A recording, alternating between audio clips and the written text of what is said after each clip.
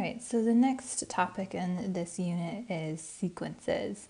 And before we dive too far into it, we really need to understand what a sequence actually represents. So a sequence is an ordered list of numbers, and the numbers in the list are called elements or terms of the sequence. So we have an example here. Example 1 is the list of numbers 3, 5, 7, 9, and then we have this dot, dot, dot.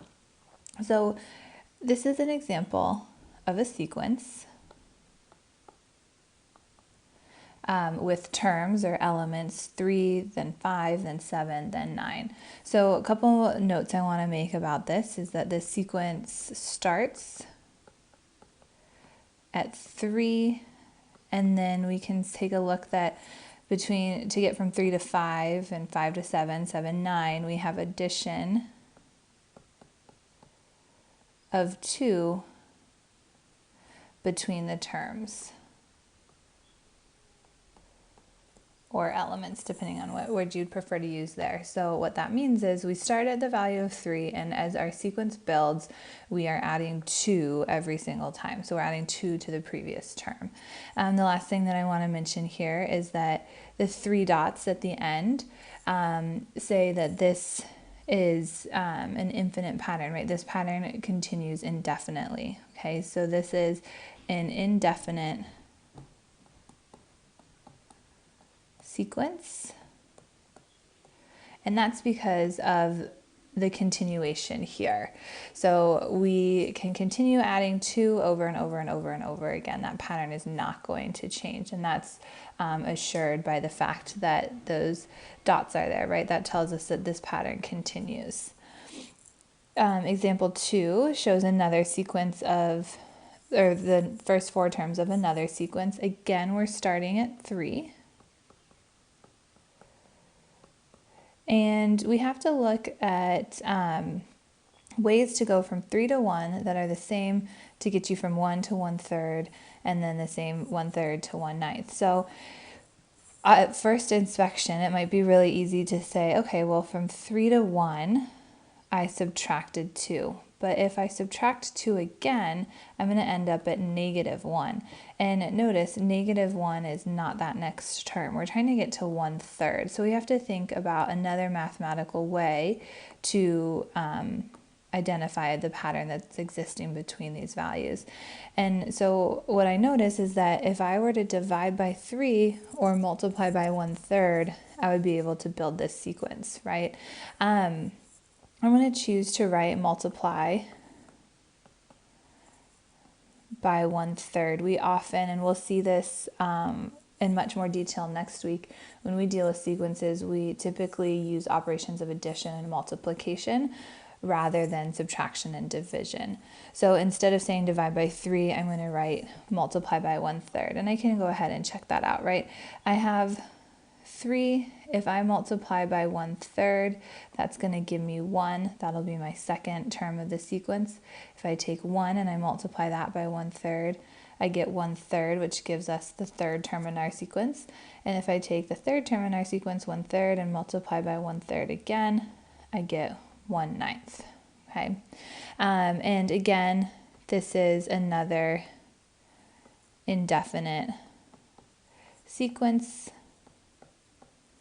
right? That's coming from that continuation, the dot, dot, dot. Okay, so we can make the assumption that we just continually multiply by 1/3 over and over again. So let's take a look at these practices. If you're feeling good about this idea, I would pause the video and then play it to check your work. But if you're still wanting a little bit more explanation as to what's going on here, go ahead and continue watching. So in practice 1 through 4, we're asked to describe the pattern represented by each sequence. We are asked to describe this pattern using only the operations of addition and multiplication. And it might be helpful to remember that subtraction is the same thing as adding a negative, and division is the same thing as multiplying by a value between 0 and 1. Okay, so let's take a look at practice 1. I need to decide between the operations of multiplication and subtraction, how am I building my sequence? So I could say, well, 1 times 4 gets me from 1 to 4, but notice if I take 4 times 4 again, I don't get 7. So multiplication by 4 is clearly not moving us through the sequence. That's not the operation that builds this pattern. Rather, we have plus 3 between the 1 and the 4 to move from 4 to 7. We see that we can do that by adding 3 again. If we add 3 again, we generate the 10, and adding 3 again, we generate the 13. So we can identify that here, the pattern that builds this sequence is addition of 3. Okay, so we're adding 3 every single time to build our sequence. And there's that dot, dot, dot, which says that this continues forever. Okay, so example 2, we need to decide what operation is building this sequence. What's the pattern here?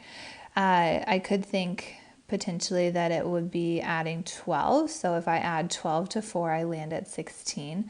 But notice if I add 12 to 16, I definitely do not land at 64. So addition of 12 is not building this sequence. Rather, it looks like multiplication. If I take 4 times 4, I get 16. 16 times 4, I get 64, and 64 times 4 lands me at 256. So we have the pattern here of multiplication by 4.